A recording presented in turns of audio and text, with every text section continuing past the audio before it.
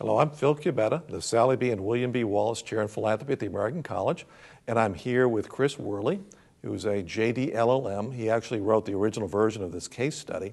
And I think what's interesting about Chris is in addition to his tax knowledge, you've also worked as a fundraiser. That's right. I was a senior fundraising executive at both Drexel University, a Philanthropy 400 organization, as well as the Kimmel Center in Philadelphia and the Princeton Healthcare System Foundation. So I've hit the three main venues of philanthropy: education, the arts, and healthcare.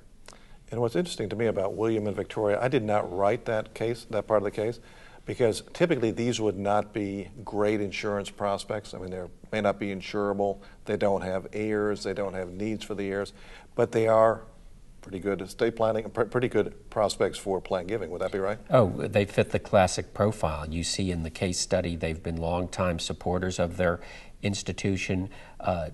Bill had been supporting a place not only where he was hired, but where he had graduated. So very natural connections. And also, you'll notice from the facts, they had more than one philanthropy, which is very common. Mm-hmm. And his and her charities, basically. Yes. They're not always 50-50, as you saw in those examples, but both spouses have their own views on what they'd like to support and how. Right. Well, in terms of the semi-technical part of this and the family part of this, what did you notice, or what jumped out at you as kind of the best possible techniques you would recommend? Of all the things they could do, what would you recommend they take most seriously? Yes. Well, I think when you read this case study, what would jump out to, I'll speak first for a professional fundraiser, the need for the Hurleys for improving their income. The facts as presented were presenting our people in an environment of diminished income. They're concerned, I think rightly so, that the taxes that they have on the income remaining will be more. So a fundraiser is going to be very attuned to their age. They may be thinking a life income vehicle like a gift annuity or some version of a remainder trust, and which type of remainder trust is more appropriate. That's going to have to be fleshed out in a conversation with the donor. Right. So let's say we show them a gift annuity, a CRAT, child remainder annuity trust, child remainder unit trust. Do you have a sense of which of those options you would cross off? Would you cross any of them off? I think that you'd be working from a presumption that the unit trust is not going to meet the needs of the Hurleys, because the unit trust is going to be paying a variable amount year after year. And I think the Hurleys have experienced a lot of the highs of the market and probably more than their shares of the low. Right. So the idea of a certain income from an annuity trust or a gift annuity is going to be comforting to them at this time. Right. Now, when you get down to the gift annuity as opposed to the CRAT, what are the kind of considerations that be going through your mind? Well, I think several.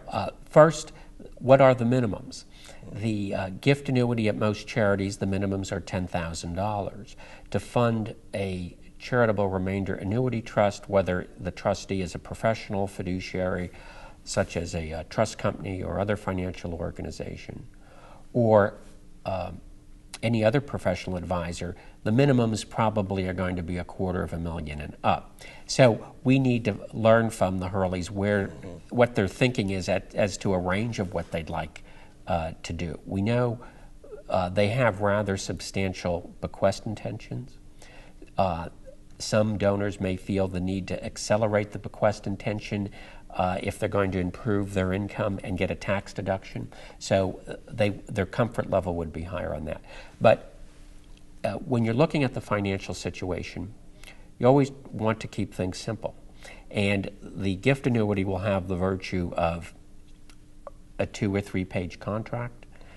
Annuity trust, I'm a lawyer, as you know, and I'm all for lawyers being retained and involved, but it can be complicated. So, and then I think the other final advantage is with the charitable gift annuity, the income coming out is going to be a significant portion as a tax-free return of principal, which is going to, in effect, increase the after-tax cash flow of the Hurleys as opposed to the annuity trust. The annuity trust would require a lot of fine-tuning on how it's going to be invested in the year of the gift and future tax years. So probably how big is the asset? Another consideration presumably is how strong is the backing for the gift annuity by the organization That's right. you give to. That's right. If it's a gift annuity by the Salvation Army, a very asset-rich organization, very respected, you're more confident than not that they're going to be around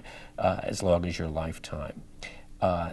The other issue, which needs some thought, is though how deeply do you feel about the charity with whom you'll have the gift annuity?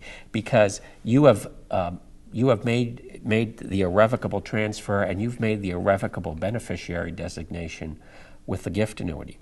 With the remainder trust, while the money goes into the trust irrevocably, you can retain the right at death to change the beneficiary. And on our fax, there was a concern about whether one of Professor Hurley's charitable programs at the university would still be in effect, because he's been hearing rumors that it might be disbanded. Right, those are all good points. Now, another key asset that they have here is the house and the vacation house. Yes. And one of the charities, Salvation Army, was saying, why don't you sell us the house at a bargain price, get a deduction for part of that? What do you think about that idea? Well, let's focus on the basics. The Hurleys are in advanced age. They're still going to need to live somewhere. So if they sell the home, where do they live? Would they like to go to their vacation home? Maybe they're ready to do that. But if they've spent over 30-some years where they are, I think my sense is they're not going to do it. It's going to be very challenging for them. Right. But I think this is a point that I'd like to quote a great fundraiser who was excellent in relationship building. His name is Dave Dunlop, retired fundraiser from Cornell. And he felt that great fundraisers were wealth creators. And by that he meant, not only are you creating wealth from the feeling of feeling good from your philanthropy, but you're helping them identify assets that they hadn't even thought of as a source of charitable giving. So maybe the better option here with the home is creating what we'll call a life estate, with the remainder interest going to charity. So that will not generate an immediate income to the Hurleys, which is one of their initial concerns. But the tax deductions, as we've seen from our presentation, are substantial. Mm-hmm. So the net effect of that is it's going to put more money in their pocket to be in a better financial frame of mind. Right. They can stay in the house, they can keep the keys. At death, it's going to go to charity anyway. Why not get the tax deduction while you're alive? So that seems almost like the easiest thing to recommend. I think the other thing that jumps out at me is they say emphatically they don't want their nephew to get their money. Yes. And we looked at legal documents.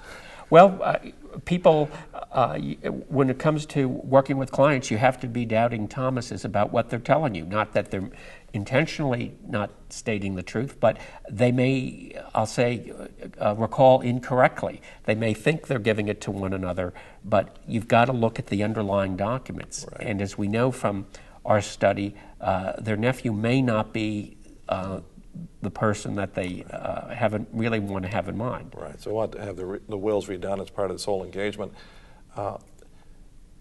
One of the issues I think we're probably going to come up against are the limitations on the deduction. You know, the cap of the deductions. They're only making like $165,000. Yeah. It looks like when we run the numbers, their giving, lifetime giving, could far exceed that threshold. Yeah. Do you have any thoughts on how to manage that or work within that? Sure. Several things. First, this is an issue I'm not sure that's always picked up on right away, and this is where there's definitely a role for the financial advisor in doing the modeling on projection for income in the year of the gift in 5 future tax years, and you have to create various scenarios to make a reasonably accurate prediction. The second issue is, because of their age, structuring the assets will be key, because if all the gift was from a single donor and that donor died, those tax deductions can be lost. Death eliminates the carry forward. Mm-hmm. So that would be another issue with nuance.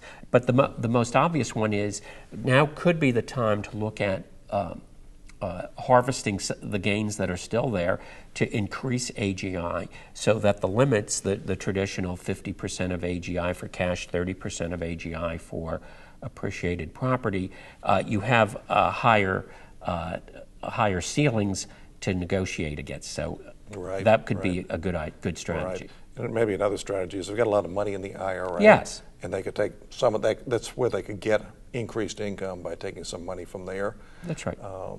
Maybe cash it in, Roth IRA, they're a little old for that maybe. And perhaps buy a single premium immediate annuity, generate some income from that. Yeah, that's definitely going to pay more than a charitable gift annuity. Changing gears, that's a technical side. You're kind of speaking from your JDLM Sure. side. Do you notice anything in terms of their relationship with the charities? And are we as advisors, should we be thinking at all about bridging between them and Salvation Army, Old Ivy, New Ivy? How do we get involved with that? Do we leave that totally up to them? Do we interface with them at all or not? Well, I think I think the question is the timing, not whether or not. I think my read from the Hurley study was they're looking for direction, and maybe the worst thing you can do for them or to them is having the charities involved prematurely. They need to sort out what they want to do. They're going to have to make a decision on which asset. Just the house, we just heard two variations about a bargain sale or a life estate. And don't forget that mortgage on the property. That's a separate complication. Then we have the more traditional venue of how can they improve their cash flow by a life income gift. That's a threshold issue between a gift annuity where there only can be one beneficiary unless you have multiple gift annuities, or a charitable remainder trust where you may want to retain the right to change the beneficiary. The charity will not be totally happy with that, although odds are you're not going to revoke it, but it does keep the charities honest. That's great. I think it's very good advice. The charities should be involved, but maybe we give them a little breathing room to figure out what they want to do and then bring them in the appropriate way to make sure the gift section can work for the organization. Exactly. The organization can support the gift, their donors' intention can be carried out. So thank you very much, Chris. I think that gives us an awful lot to think about. Thank you, Phil. Always good to be with you.